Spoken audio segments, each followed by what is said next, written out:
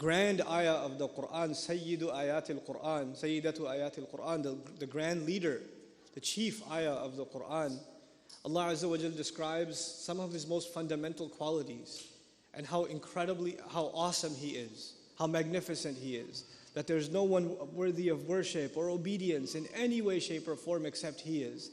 Now you have to understand, Surah Al-Baqarah is a Makki surah, or Madani surah rather. The Prophet ﷺ already moved to Medina, and the Muslims, some of them have been Muslim from the very beginning, and some of them relatively new, but all of them understand the basics of Islam. And the most basic teaching of Islam is La ilaha illallah, right? It's the most basic teaching of Islam. And this far into the message of Islam, Allah chooses to reveal an ayah that goes back to the basics. This far in. This is should be like early Meccan Quran. You should be learning about La ilaha illallah. But Allahu la ilaha illahu comes, and these kinds of ayat come in Madani Quran. You know why? Because they're not just information, they're reminder. Because somebody could say La ilaha illallah and be a Muslim, but they're not conscious of what that really means. And so especially in the Madani Quran, when we hear ayat about Iman, when we hear ayat about Tawheed, they're actually a reminder to the Muslims that they need to refresh their Iman. They need to go back to those basics. That I need to hear La ilaha illallah as though I've never heard it before. I have to start over again. And this is one of the beautiful things in our faith is this tajdeedul iman, the revival of iman. Because our faith is not just an intellectual thing. Everybody knows La ilaha illallah. Everybody here knows it. There's no one in this audience that doesn't know La ilaha illallah. But you know what? Our hearts and our minds are two different things. The heart needs to be reminded of La ilaha illallah so it's shaken by it. We don't feel La ilaha illallah sometimes. The ayat in Medina that remind us of Tawheed and remind us of Allah's attributes aren't just there to teach us. They're actually there to shake us up. Allah says, أَلَمْ يَأْنِ لِلَّذِينَ آمَنُوا أَن تَخْشَعَ قُلُوبُهُمْ لِذِكْرِ اللَّهِ. Isn't it yet time that the believers, their hearts should be full of fear from the remembrance of Allah? وَمَا نَزَلَ مِنَ الْحَقِّ. And because of whatever came down from the truth. Understand also that in Madani Quran, the word La ilaha illallah, obviously a negation of any form of shirk. That we shouldn't be associating partners with Allah.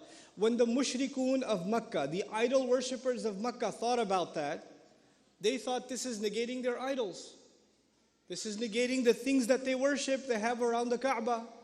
And Allah is saying none of those should be worshipped, only Allah should be worshipped. But when the same thing is being said to the Muslims in Medina, there are no idols. What idols are there? There's no shirk going on. So and by the way, every time La ilaha illallah is mentioned, every time it's mentioned, it's supposed to destroy some form of shirk.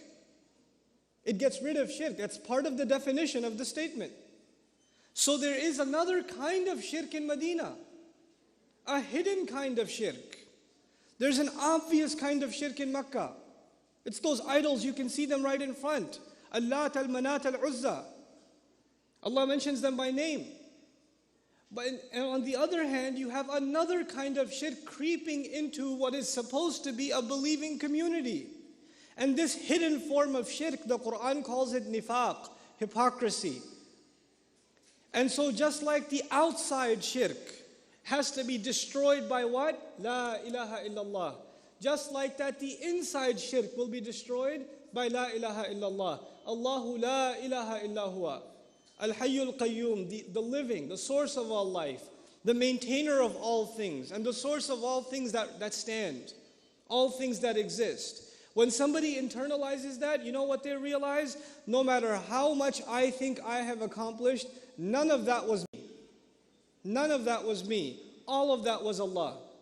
I have no credit. I take no credit. That is entirely given by Allah Azza wa Jal.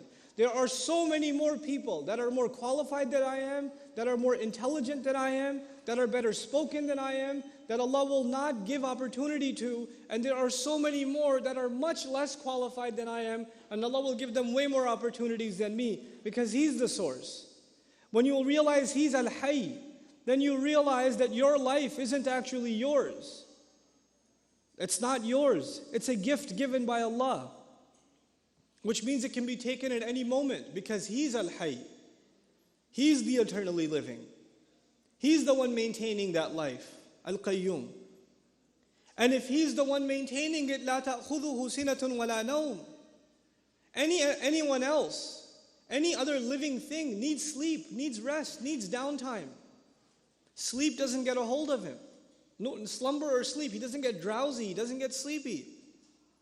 لَهُ مَا فِي السَّمَاوَاتِ وَمَا فِي الْأَرْضِ. This is, by the way, it comes up so much in the Quran, we don't even think about it.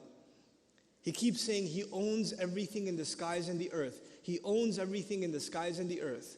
By the way, He says He owns everything in the skies and the earth, or whatever lies in the skies and the earth exclusively. He is the only owner of the skies and the earth. You know when you buy your house and your name's on the title? It says owner and it says your name. When you pay off your, let's just say, Islamic mortgage, and you finally get the deed, and it says owner of the property and your name, just right on top of that, لَهُ مَا فِي السَّمَاوَاتِ وَمَا فِي الْأَرْضِ. It ain't mine. That's His. That's His. Who remembers that? Who thinks when they go into their car, this is not my car? Who thinks when they go into their closet and they're putting their clothes on, these aren't my clothes? It's given to me. Who looks at their hand and doesn't think this is my hand? It's not my hand. It's a gift that I didn't pay for. I didn't pay for it. He owns everything in the skies and the earth. Thinking about that will change the way you live. Just thinking about لَهُ مَا فِي السَّمَاوَاتِ وَمَا فِي الْأَرْضِ. And when you realize He owns everything, He's in complete charge of everything, then where are you going to go? You know, we go to people when they own something. You go to the judge because he owns authority. You go to the store because they own the merchandise. You go to the lawyer because he owns some expertise. You go to different sources because they own something you need. That's the world. We depend on each other because each of us owns different things in a limited sense. But Allah Azza wa Jal says on Judgment Day, it'll become very clear who owns everything. Because on Judgment Day, you know, in this world, every one of us is in need. I'm in need. There's some things I need from my family. There's some things my family needs from me. There are some things I need from my work. And there are some things my work needs from me. There are some things I need from my government. And my government needs something from me. This is a world of interdependent needs. But no day will come that will be clearer about the needs than Judgment Day. If there's one day that you and I will feel need, that's that day. When we don't even have clothes on. When we have no friends left. Anybody we depended on has disappeared. There's nobody. Nobody. It is the greatest single gathering of humanity ever, and yet you will feel the loneliest you have ever felt in your entire existence at the same time. And at that moment, you still need someone, somebody to take your, speak on your behalf. And Allah says, مَنْ ذَا الَّذِي يَشْفَعُ عِنْدَهُ إِلَّا بِإِذْنِهِ. Who's going to make a case on his behalf? Except unless if Allah gives him permission. Who are you going to get? You're going to need somebody to speak on your behalf. You will get no one unless Allah grants permission. And He granted that permission to Rasulullah sallallahu alaihi wasallam. You know, this is an honor given to the messenger. But even the way it's said, man dha, not man alladhi, man dhalladhi. That dha there is very important. It's even hard to communicate in English what that dha is doing there in the ayah. Man dhalladhi yashfa'u. Who at all? Anyone out there want to speak on this guy's behalf? Anyone there? Man dhalladhi yashfa'u indahu illa bi'idhnihi. And then you come before, this is Judgment Day, is court. You're coming before the judge. And when you come before the judge, you're supposed to bring your case. And if you're trying to defend if you're the accused, and you're in court, when you come before the judge, then you're supposed to say, or your lawyer is at least supposed to say, well, Your Honor, you don't know the whole story. I know he committed this crime, but there's some background information. He had a tough childhood. Society messed him up. It was his friend's fault. There's some background information that, Your Honor, you should consider before you punish him. You understand? So the lawyer tries to bring up new evidence to defend his plaintiff, the accused. Allah says, يَعْلَمُ مَا بَيْنَ أَيْدِيهِمْ وَمَا خَلْفَهُم. He knows what is in front of them, what they're presenting, and everything behind them. He has more information, background information about them than they have about themselves. What case are you going to bring in front of Allah? What evidences you're going to bring in front of Allah on Judgment Day? يَعْلَمُ مَا بَيْنَ أَيْدِيهِمْ وَمَا خَلْفَهُم وَلَا يُحِيطُونَ بِشَيْءٍ مِّنْ عِلْمِهِ. On the one hand, He knows everything in front and behind of you, more than you and I will know about ourselves. And on the other hand, we, even together, yuhitun, they will all together not be able to encompass anything from His knowledge. Shay'in min ilmihi. You can't even know anything from Allah's knowledge. When you and I learn Quran, we learn something that Allah chose to teach us. Some things that Allah chose to teach us. But even that combined is a small, not even something small compared to Allah's knowledge itself. Subhanahu wa ta'ala. We think we're knowledgeable. We don't know anything. One of my favorite ayat of the Quran is about when we're born. When we're born. When we come out of our mothers. Every one of us came out of our mothers. هُوَ الَّذِي أَخْرَجَكُم مِّن بُطُونِ أُمَّهَاتِكُم.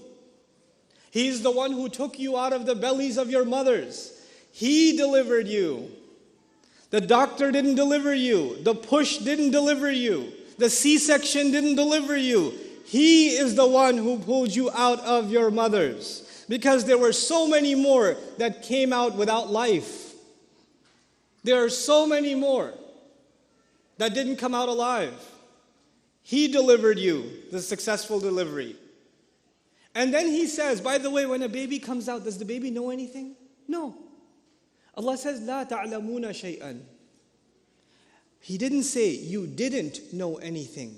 Because when He brought you out of the belly of your mother, this is the past.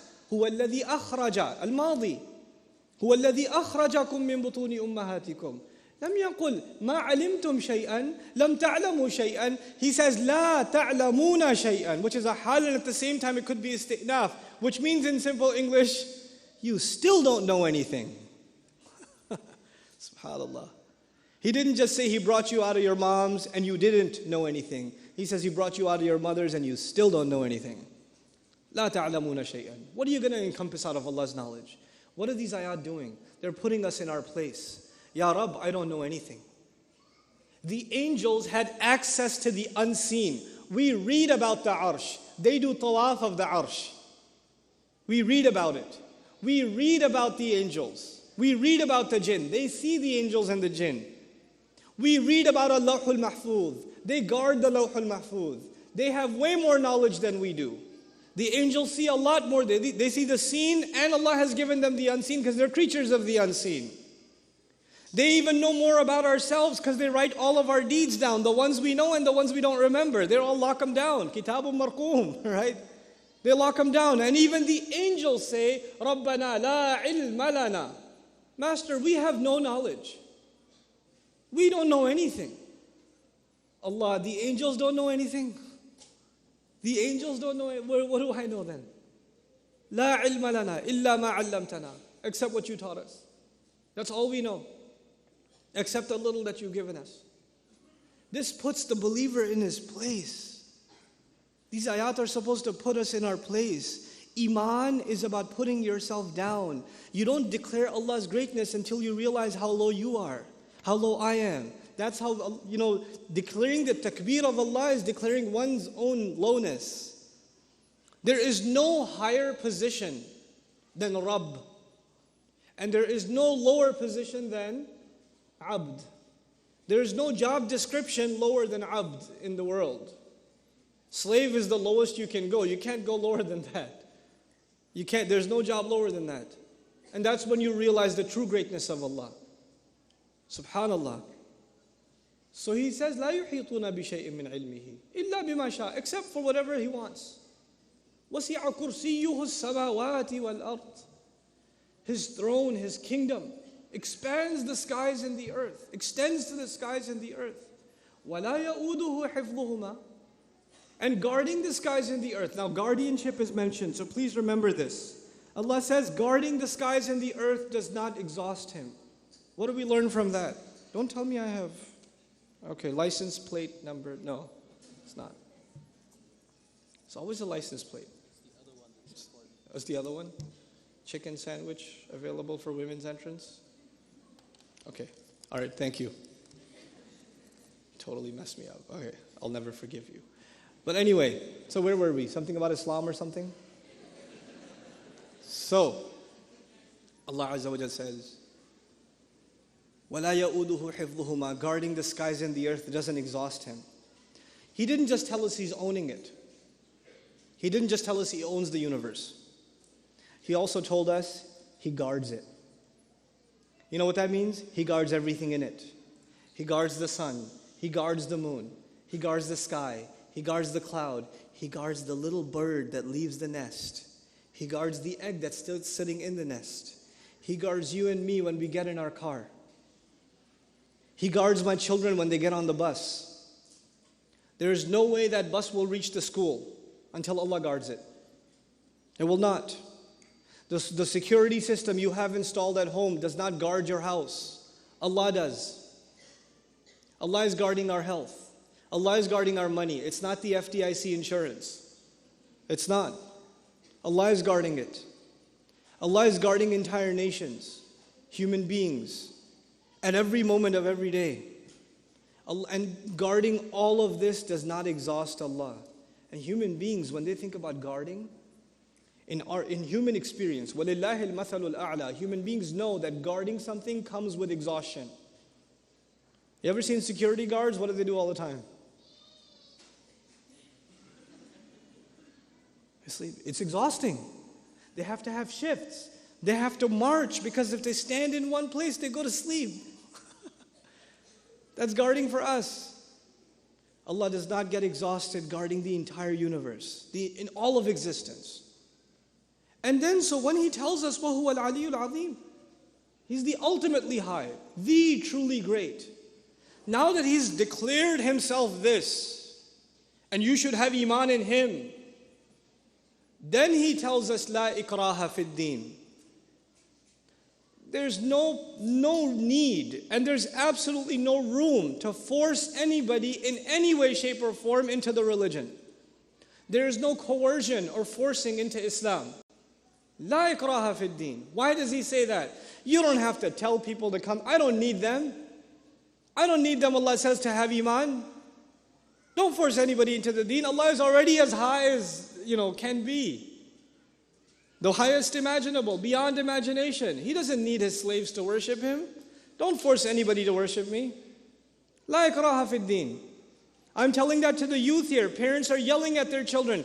Make salat, make salat, make salat. Yeah, mom, I know. The youth who you think, oh my God, it's so annoying, man. Every few hours, mom comes back and tells me to make salat and, and then you make salat without making wudu because you don't care. So you just do them. That's your ruku'. That was a ruku'. It was super fast. Okay? Allah is letting you know. Allah is not forcing you. Your parents might be. Allah says, I don't want it. I don't want that. It's unacceptable to me. Have it your way. Be free. Go ahead. قَدْ تَبَيَّنَ الرُّشْدُ مِنَ الْغَيِّ. The straight path has already been made very clear from the deviant one. Straightness has already been clarified. People who want to take it will take it. فَمَنْ شَاءَ فَلْيُؤْمِنْ وَمَنْ شَاءَ فَلْيَكْفُرْ. فَمَنْ يَكْفُرْ بِالطَّاغُوتِ وَيُؤْمِنْ بِاللَّهِ فَقَدْ اسْتَمْسَكَ بِالْعُرْوَةِ الْوُثْقَى. Then He gives us an image. Whoever will deny forces of rebellion, there are forces of rebellion that want you to believe in them. There's rebellious urges inside you that want you to believe that your temptations will lead you to happiness, that that's what you should believe in. There are forces inside you that make you think your greed is good for you, your pride is good for you, your show-off attitude is good for you. They want you to, there are things inside you, this fujur inside you, فَأَلْهَمَهَا فُجُورَهَا وَتَقْوَاهَا. Allah is telling us in this ayah, whoever fights the forces of rebellion inside and outside.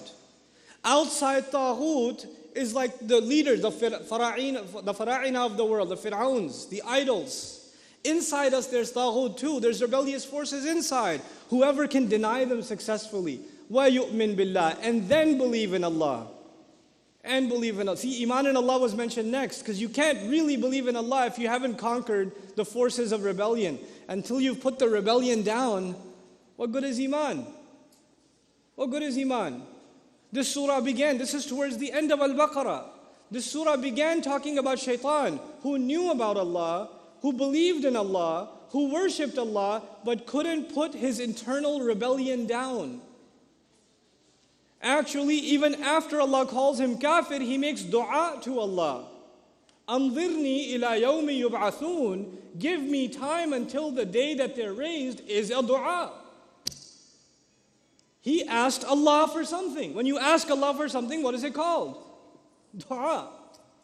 So what if he made dua? He still rebelled. Still a kafir. So don't think just because you're making dua, did you have Iman? Iman is about putting the rebellion down. Don't do it, don't do it. Don't do it.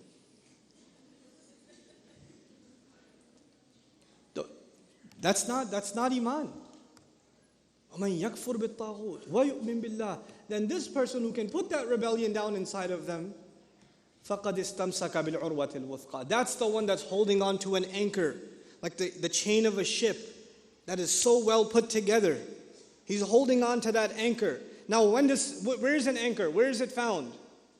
Where is an anchor found? Answer the question. Come on. On a ship. And you're not on the ship. You're obviously in the water, because the anchor goes into the water. You're in the water. And there's a storm. The anchor is dropped when the ship needs to stay stable. So you're in a storm in the ocean. You are going to drown unless you hold on to the anchor.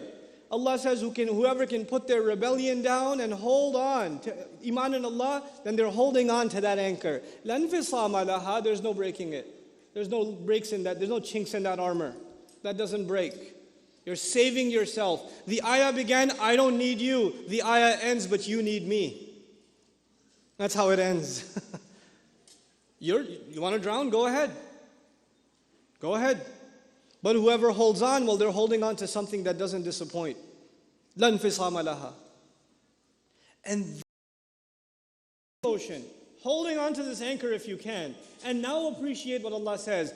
Allah is the protective friend of those who believe. I want you to imagine this, take a note of the imagery here, because Quran speaks in imagery a lot. You just fell off a ship. You have a friend on board the ship. You have a friend on board the ship, and there are different kinds of friends. There's a kind of friend that's on the ship, sees you fall and goes, oh, I'm going to miss you.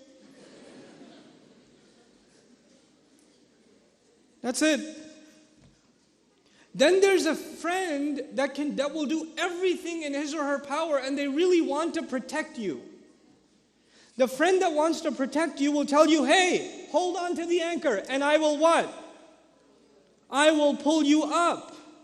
That kind of a friend that wants to protect you is actually, in Arabic, it's called a wali. A wali is a friend, but a protective one.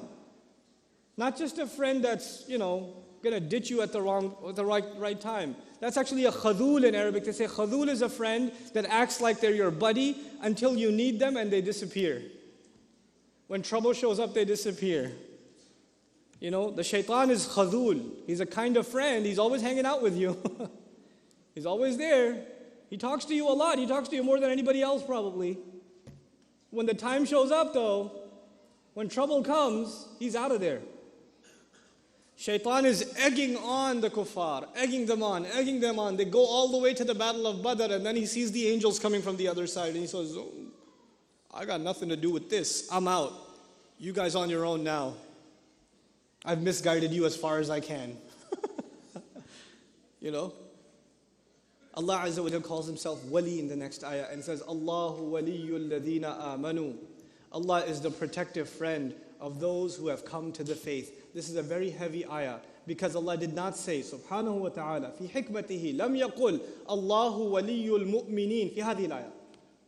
There's a difference in the Arabic language between saying mu'min and saying alladhi amana. There's a difference.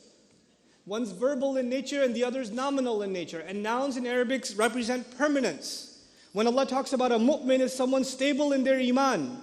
And when Allah talks about al-mu'minun, He only compliments them. So He says, قَدْ أَفْلَحَ الْمُؤْمِنُونَ. People that are mu'min have already attained success.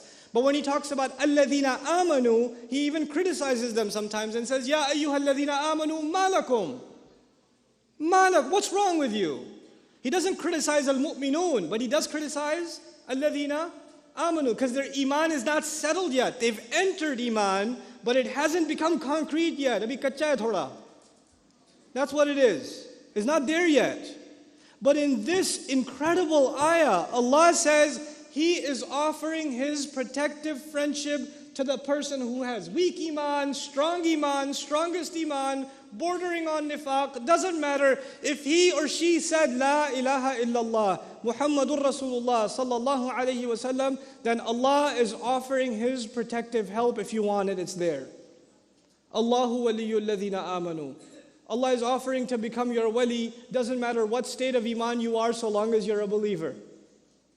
Doesn't matter what level, what rank you're at. So you don't say Allah is only wali to the highest level of Wallahu waliyul muhsinin. La la la. Alladhina amanu jami'an. Kulluhum. All of them. يُخْرِجُهُم مِّنَ الظُّلُمَاتِ إِلَى النُّورِ. And the proof of that is in the next part of the ayah. He pulls them out of various shades of darkness. ظُلُمَات جَمْعَ. ظُلُمَات جَمْعَ. Various shades of darkness into an-nur, into the light. If they were people of iman, why would they be in darkness? Because just because you're in iman doesn't mean you don't have some darkness.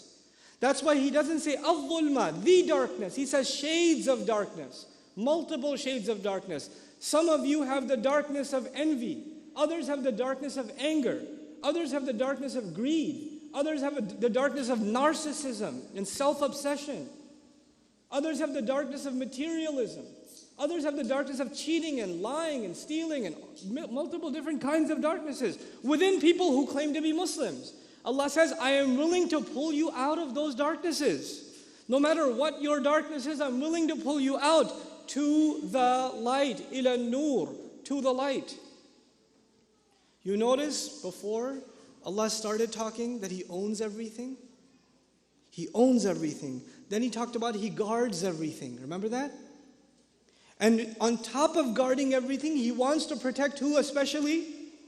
You. He's protecting the entire universe. He's even protecting the ocean you're drowning in. He's even protecting the anchor you're holding. But He's offering you His special protection.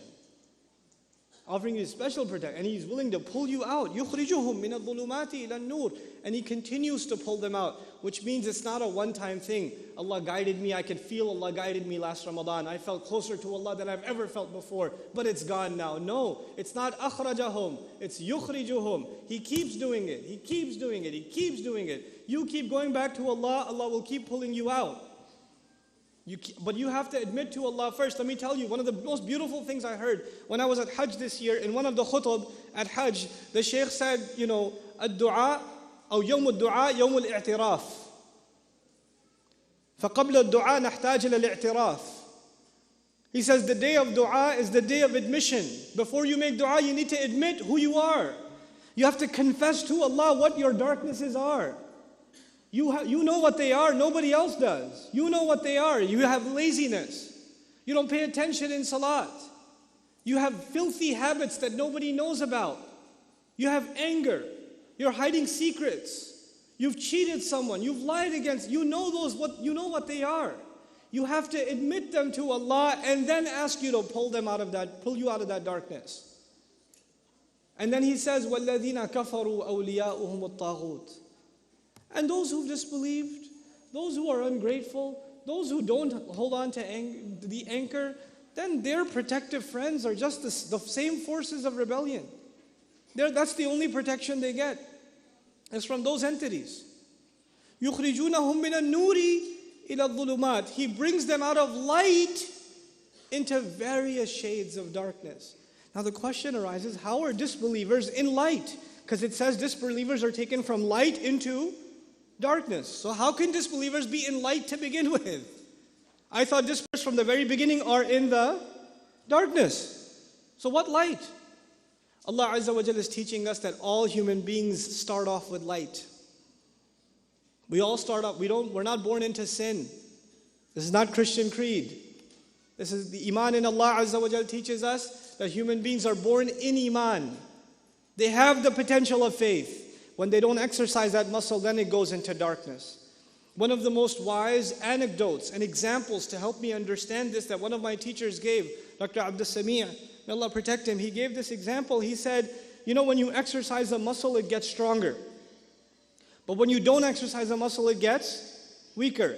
And if somebody's lying in bed, they're lying in bed for 6 months, 8 months, 10 months, and they don't get up. Guess what? After 10 months, when they try to get up, their legs don't work. They lose it. The ability to accept guidance is a muscle Allah put inside us. If you exercise that muscle, it'll get stronger. If you don't exercise that muscle, reminder comes to you, advice comes to you, opportunity comes to you, prayer time comes to you, and you ignore it and you ignore it. That ability to accept guidance starts getting weaker until that muscle dies, and then it doesn't matter if it's the messenger of Allah sallallahu alaihi wasallam, the greatest of all teachers and speakers, speaking to you, the greatest of all speech, the Quran itself, it won't matter because your muscle is dead. It won't matter now because you didn't exercise it when it was still alive. لِيُنذِرَ مَنْ كَانَ حَيًّا, so you can warn someone who's still alive. That's what Allah says. He pulls the taghut, the rebellious forces, the rebellious urges inside of us, pull people out of light that Allah gave them, endowed them with their birth, and puts them back into shades of darkness. أُولَٰئِكَ أَصْحَابُ النَّارِ هُمْ فِيهَا خَالِدُونَ. Those are going to be the people of fire. Those are the people of fire, the companions of fire, in which they'll remain. The last nuance I'll share with you, it's difficult to share because it has to do with the Arabic language. I'm going to try my best to make it easy to understand, inshallah ta'ala. And that is that, there's two comparisons. There's a comparison in this ayah. In this ayah, there's a comparison between two relationships. Believers have a relationship with Allah, and disbelievers have a relationship with the entities of rebellion, taghut. Right? Believers have a relationship with Allah, and disbelievers with what is in Arabic called taghut, the rebellious, the extremely rebellious, which is inside and outside, as I mentioned.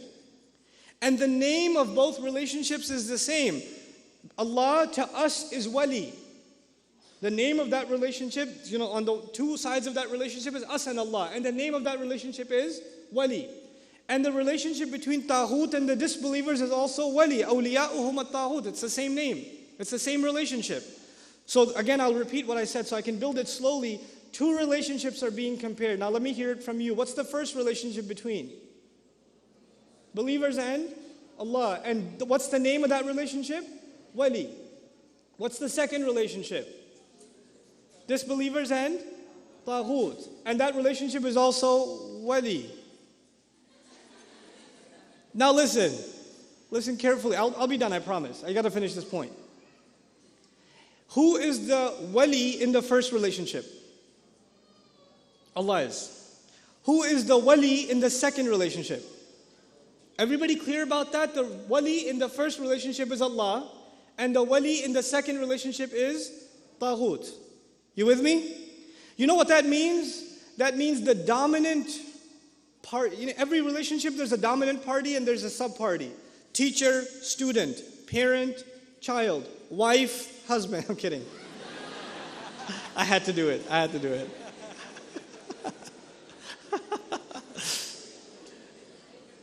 Anyhow.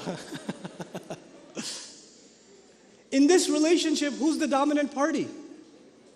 Allah. Believers. In the second relationship, who's the dominant party?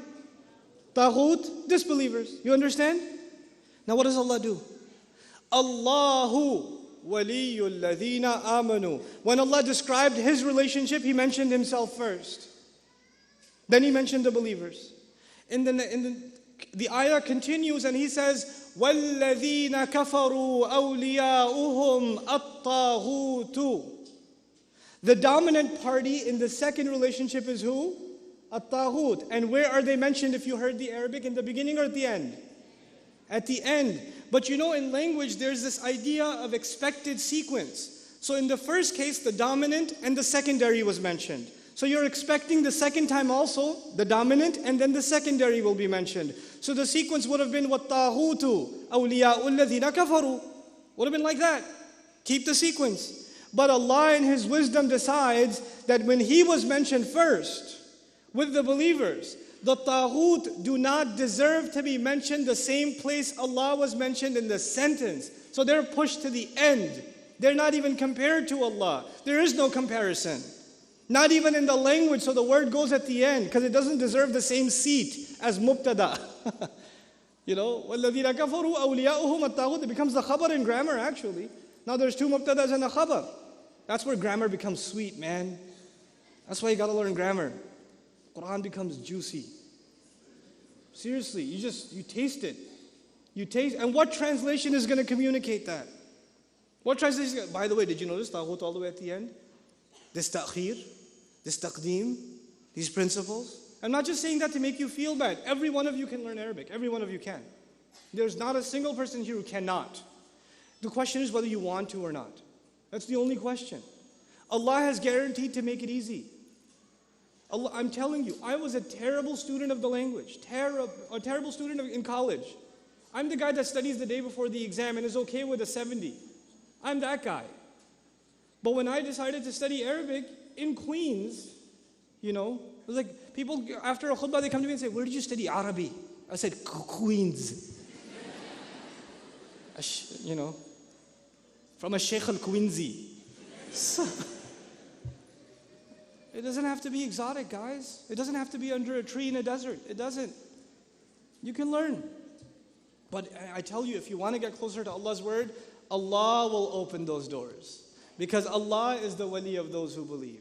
Allah will make it easy for you. So what if you're a bad student and everything else? Allah will make you top notch in Quran. Because you wanted to do it, because you wanted to get closer to Him, and you wanted to hold on to an anchor. You wanted to taste it for yourself. You know? That's what you wanted. I want to be able to have this conversation without explaining a word of it to you and just go straight to the Arabic itself. And everybody here understands it. And we can get there. We can get there as a people. In my previous session when I talked about set goals for yourself, I mean it. Set goals for yourself. Don't just say, oh, I can't believe it. They already reached there. I'm never going to get there. Don't think like that. Take one thing at a time. خُذْ مَا طَفَّلَكَ, the Arab says. Take what's in front of you. Pay attention. Don't lose sight of it. Don't memorize one surah and hold it up, like hold the pages of the Mus'haf like this, of the one surah you memorized, and then compare it to the rest of the pages that are left and say, oh my God. Don't do that. You memorize, this is good. Just look at the next page. Don't look at the rest of it and say, oh. You know, Hifz kids do that. They compare the thickness of the pages. Like, yeah, it's getting skinnier. You know? So I was asked to share the Qur'an's perspective of darkness to light. There's a lot more that can be said about this beautiful passage. But, you know, and I didn't give you a Dars al-Qur'an in the previous session, so I figured at least I make this one a Dars al-Qur'an. Thank you so very much for listening, alhamdulillah. If you get a chance, memorize the ayat. Now that you've heard a little bit about them, memorize them and then pray the